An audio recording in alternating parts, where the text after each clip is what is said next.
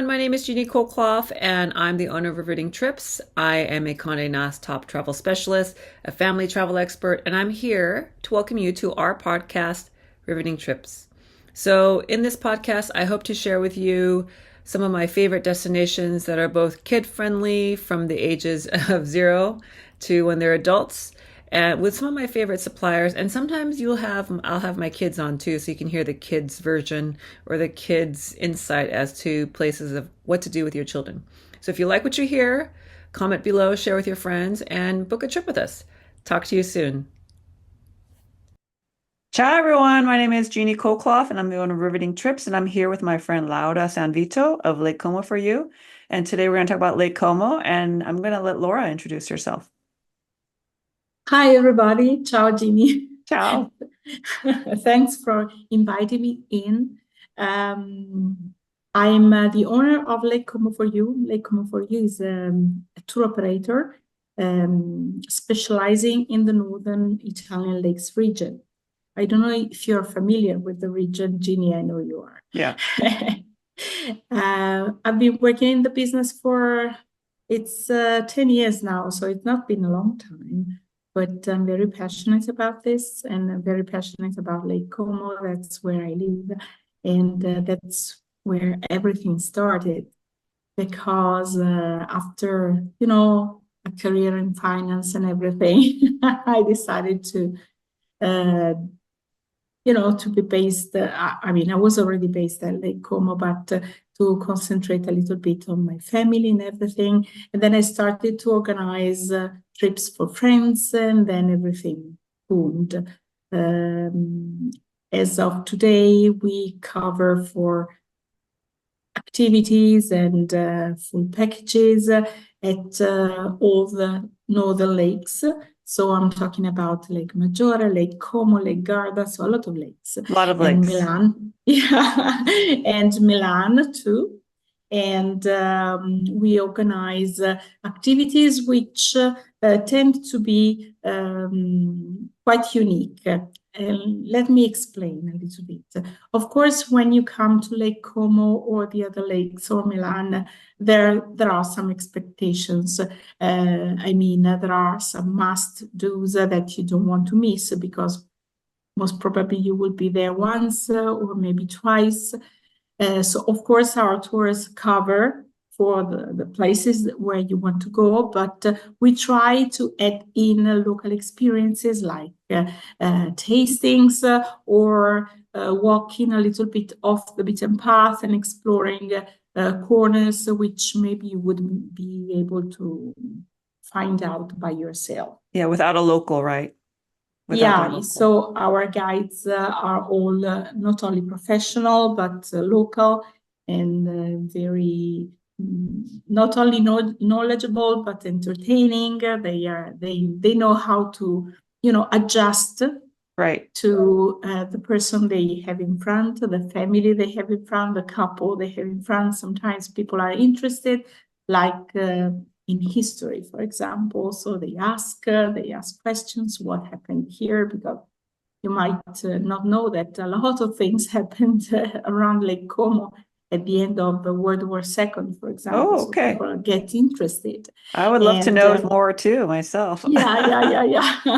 There's a lot, in Italy we had Mr. Mussolini, and he was actually killed not far from the Grand Hotel Tremezzo, like 5 minutes walk from the Grand Hotel Tremezzo. So it was a very, very important location in terms of history. So what I was trying to say is that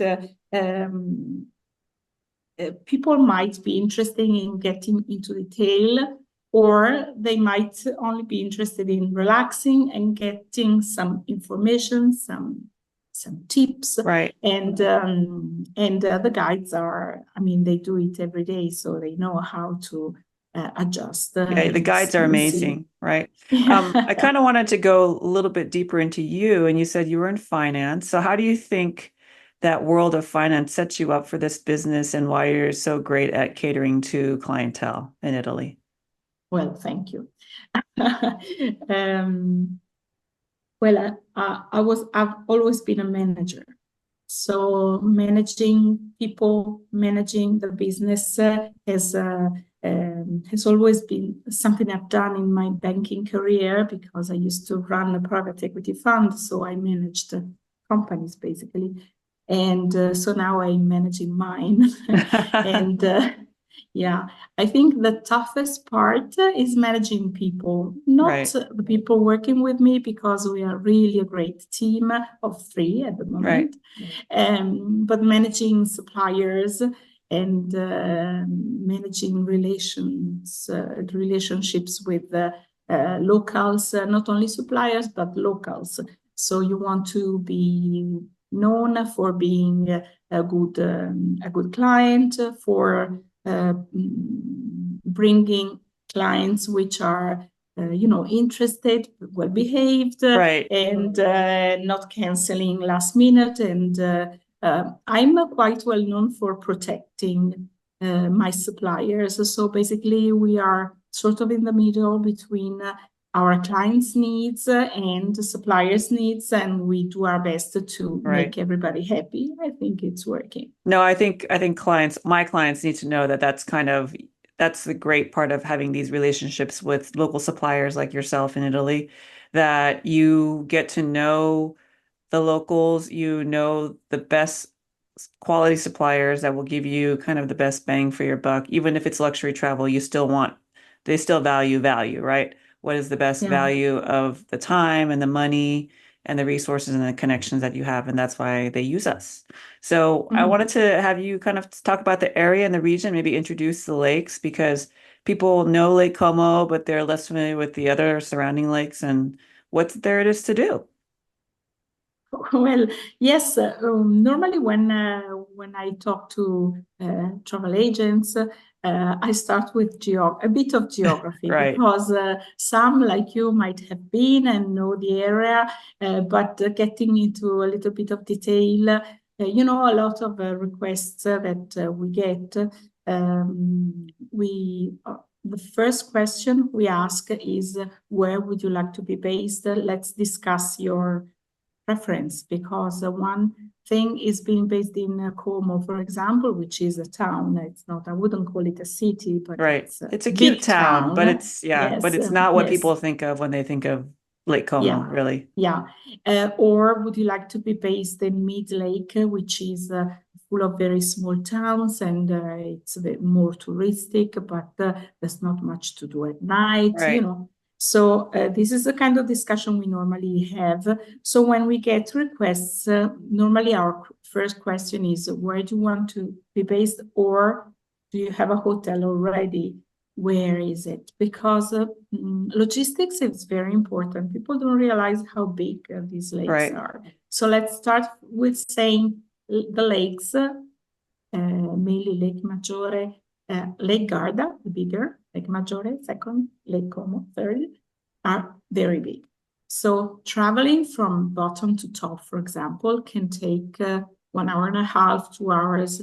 So if you are planning a day trip to explore, taking into consideration that moving around is not very fast. No, it's not. You need to consider the time. So why don't I share my screen and see if I can. Okay, this is a very quick map I prepared to show the lakes. So we're only talking about northern Italy lakes, which are split between Piedmont, Lombardy, and Veneto too. The main ones are, and they are so different. Let's start with Lake Maggiore. Lake Maggiore is increasing. It's becoming quite a well-known destination. I think because Como is so popular, right? And people maybe are getting a little bit priced out of Como. A little bit, yes. And also because Lake Maggiore maybe is a little bit less crowded. Right. Lake Maggiore as well as Lake Como are weekend locations for locals. A lot of people from Milan, they have their second houses here, so they spend weekends here. That's why weekends are very, very crowded normally, because people move around. It happens everywhere, so it also happens here. Lake Maggiore. Okay, let's start with the small one here. That is Lake Orta. Okay, I was going to ask, It's where's Lake Orta? It's right there. it's here. Okay. And can you see my pointer Yes, I on the can. screen? Yes. Okay. So this is Lake Corta. It's very, very small and it's a small gem. I love it. So you can boat here and walk around. There's a lot of also hiking to do, both at Lake Maggiore and Lake Como, because they are surrounded by high mountains. So So Lake quick question, Maggiore. does Lake Orta connect with Lake Maggiore? No, there are Okay. only, the Okay. map is no, Okay, got it. misleading.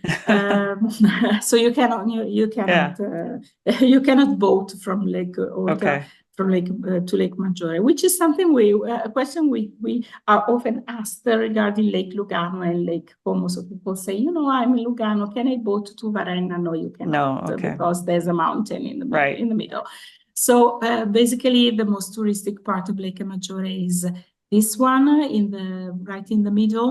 There's Stresa, right. Stresa, that's Very well popular, known, yes. and the Borromean Islands with the palaces of the Borromean family, which is still also living in the area. So it's It's a really, beautiful really, site. Yeah, if you have not gone there, I would definitely check out those islands and and the But villa. you know what? We are getting more and more people staying maybe 2-3 nights here, Okay. and 2-3 nights or a little bit longer at Lake Como, and then maybe some Milan while arriving. So if you decide you choose different locations, you can explore so much. So Lake Maggiore is giving us some satisfaction, Right. some good results. Then there's Lake Lugano, which is divided between Italy and then a piece in Switzerland and Right, then Switzerland. very small piece in Italy. And it's a very popular day trip. Because Lugano is beautiful, the waterfront is beautiful. There are mountains here that we normally take a cable car It's to still the explore. Italian speaking region, Ticino, Yes, okay. Ticino. It's Ticino, so people speak Italian. And then of course there's Lake Como with all the smaller lakes. Imagine that here in this area of Lake Como, we have a tour, which is an e-bike tour starting from Menaggio here, which is called the Three Lakes e-bike tour. And how long does that take? It's 3 hours. 3 hours, okay. And it's to Lake Lugano, the Italian part still, and back, and we touch also this smaller lake. So it's very nice. And it's really off the beaten path because it's from small town to small town. Small town, yeah. And must be beautiful. We get to the beach here in Porlezza at Lake Lugano and get a very nice aperitivo before biking back. So it's very nice. Lake Como is like Lake Garda, because it's very big and it's also very touristic.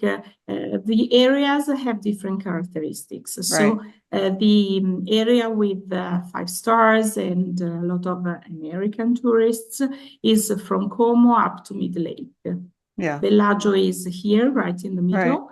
And Varenna is facing Bellagio. So this is the most touristic area. But the hotels are like Gran Tormezzo and Villa d'Este and stuff like that. Yeah. Most of them are here. Villa d'Este is near Como. Okay, Como. And Passalacqua is here too. Okay. Passalacqua, right? What did they get like the #1 hotel in the world or something like that? Yes, was that okay? For the second year, yes.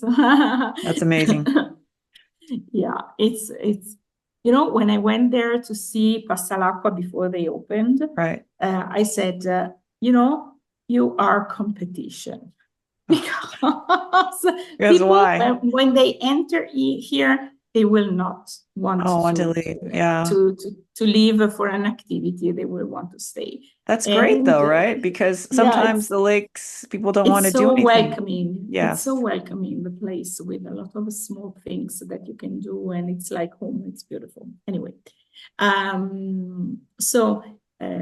was mentioning that the most touristic part is here, but actually also North Lake is very popular, but among Northern European tourists and German tourists. So this is an area which is also very windy, so popular for water sports, and there are campings. It's a little bit lower cost, very different from what you expect from Lake Como. Right. Lake Como for Americans for a lot is the George Clooney or those movies where you see like the lakes, right? It's this part, right? But that there's part. so much more that can be explored. So of course, as I was saying at the beginning, there are the must-dos. So I would never tell you to miss Bellagio or Villa del Balbianello or George Clooney's villa, whatever.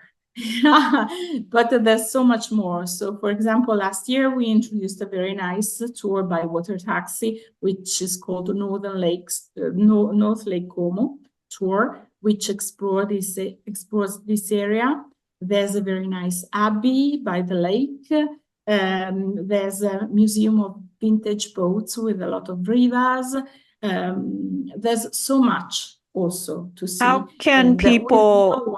No one's there. Can people get around easily, or would you suggest getting drivers? Because I know cars, because I know the ferry service is limited, right? And it's really kind of more the Mid-Lakes region. So what about if somebody does actually want to explore there, and let's say they wanted to combine a couple of lakes, what would you do if it was your first time versus your second time?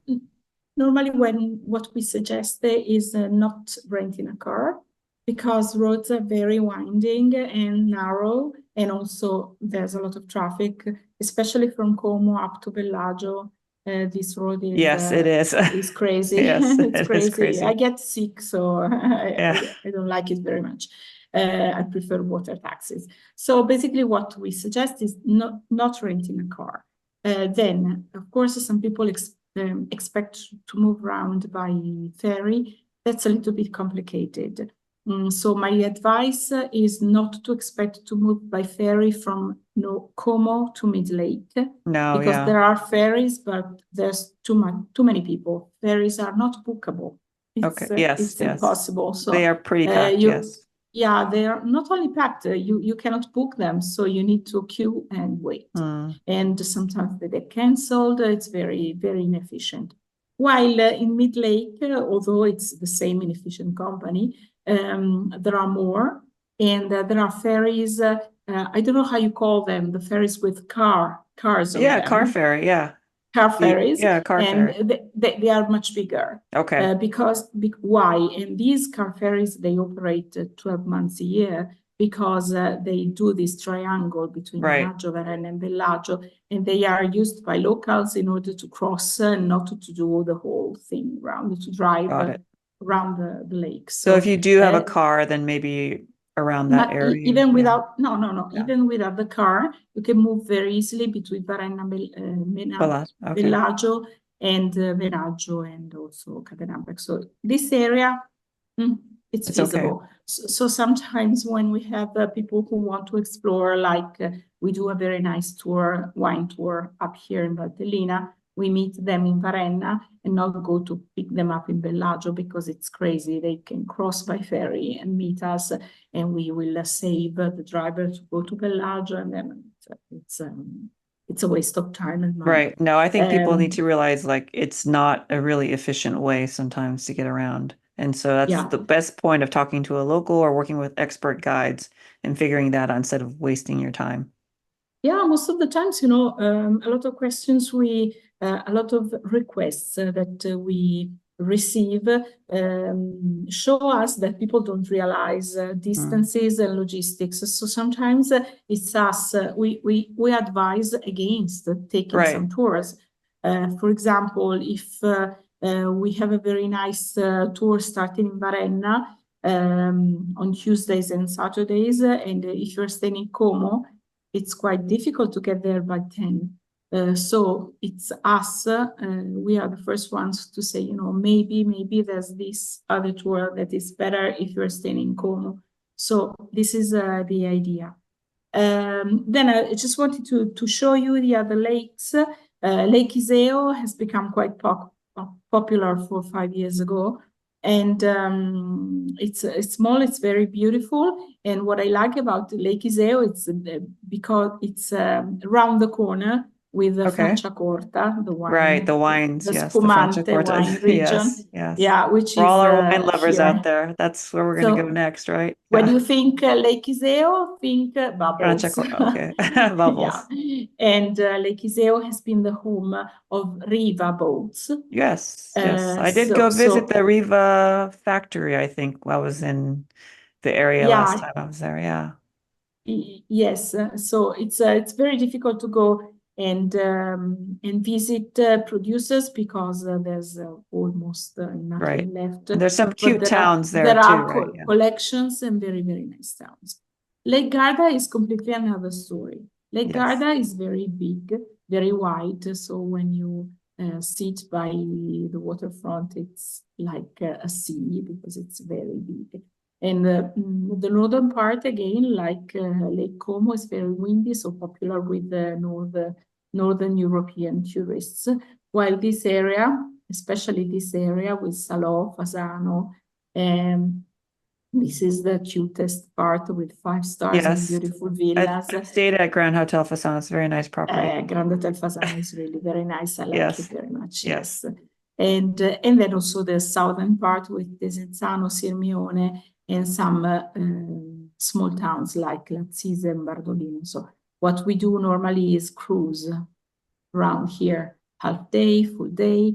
And what Lake Garda has is that it's around the corner from Verona. Beautiful town. So Yes. it's beautiful. It's easy to like sleep in Yes. here, for example, in Sirmione, and move around the lake, and then one day dedicated to Verona, and then one day dedicated again to Valpolicella and its Right. red wines. Red wine And region. then Yeah.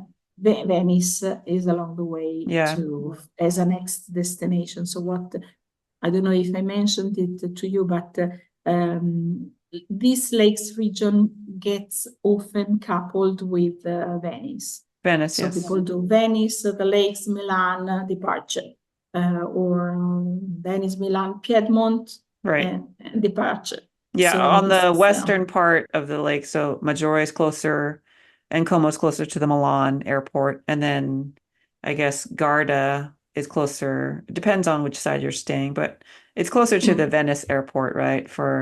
To give people some context. Verona Yeah. has an airport too, but Yeah. it's not very international. Yeah. It's not international. But yes, we have Bergamo, that is the low-cost airport, and then we have, of course, the Milan City Airport, Linate, but the main Malpensa is Yes. like here.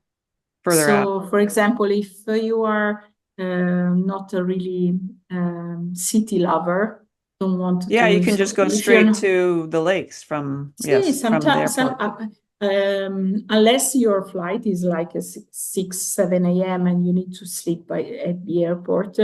Sometimes I see itineraries where people go and sleep in Milan one night before going to the airport.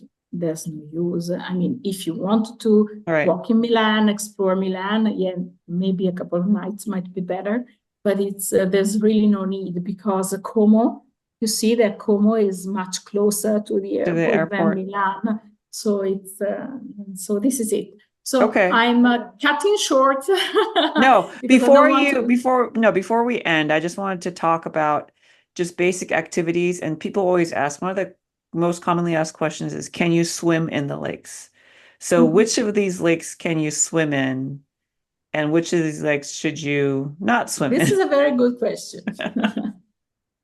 A very good question. Yeah, you can swim in all these lakes. Okay. Of course, there are areas which are better to swim at, and locals know them, Right? Because they are cleaner, because there are less currents. Sometimes the lake can be tricky. As locals, we know it. So, for example, in Lake Como, when I get a request from a family who wants to swim, normally I suggest that the water taxi leaves them at a Lido, a beach, right? In order to swim from the beach and not from the boat, because it's safer. The lake is not the sea. So it's not salty. You don't Right. You float don't get, easily. yeah. Are the waters cold year round or Yes, yes, they are cold. Okay. they are very cold, at least until end June. Okay. So then they become a little bit milder, but these are, especially Lake Como, they're very deep lakes. Okay. It's And not like so the waters of near Sicily or Sardinia where it's nice and warm most for a lot of the year around, right? So, definitely different, yes. okay. It's definitely different. Yeah, They, the yeah. waters come down from the rivers, they're straight from The the Alps. Alps. Yeah, So so it's a little chillier. So just to yeah, let the Chile. listeners know that, if you do plan on swimming, it may be just a little, may want to have a hotel with a pool, nicer, easier Yeah, to get especially if into. you have kids, Yeah, yes. especially if you have kids, and then a cruise on the lake or some kind of activity like that. But I think that's great. One last question before this episode comes to a close. If it's your first time in the Lakes region, right, and you really want to go to Como, would you pair it more with Maggiore or like Garda? And what kind of person prefers one over the other? What kind of client? Is it more active people want to do Garda? Because I know Garda is famous for people like to cycle around Garda and they like to do the activities on Garda. Mhm. And then Well, this is a tough question because I love them all. So I don't know. I know. I And don't I know know, your but home is Lake Como, so yeah, so of course, you cannot miss Lake Como. I really like Lake Maggiore very much. And there are amazing hikes there. Maybe not, I mean, there are biking activities, but there are not very nice cycling paths. So it's like Lake Como. You need to be very careful which area you choose if you want to bike because there are not many cycling paths. Lake Garda is a little bit about more in our mind. It's a little bit more about relaxing and swimming, mhm. yes, and yes, biking. The social media can be tricky because there are pictures of these beautiful cycling paths with amazing views. There is one at Lake Garda, but it's very short because Okay. it's not ended. Right, It's a right. very Small small path. part. So if you are taking an e-bike tour, it will be most probably in the southern part. Here it's called the Lugana region. Lugana, again, it's a wine. I'm talking about wines only today, so That's okay. I don't know what people would think of me, but It's all yeah, I'm a right. wine lover. Yeah, me too. And even with my kids, I'll still drink lots of wine, so it's Yeah. okay. So basically, this area is quite flat and hilly, let's say, and it's very nice to bike around and stop for tastings. And so this is what I expect about from Lake Garden. Lake Garda. Okay. Well, thank you, Laura, for joining us on this episode. I had lots of fun. And if you enjoyed our episode, please hit like and share with your friends and family. Once again, I'm here with my friend Laura Sanvito of Lake Como for you, and we hope to book a vacation for you. Talk to you soon. Ciao, ciao.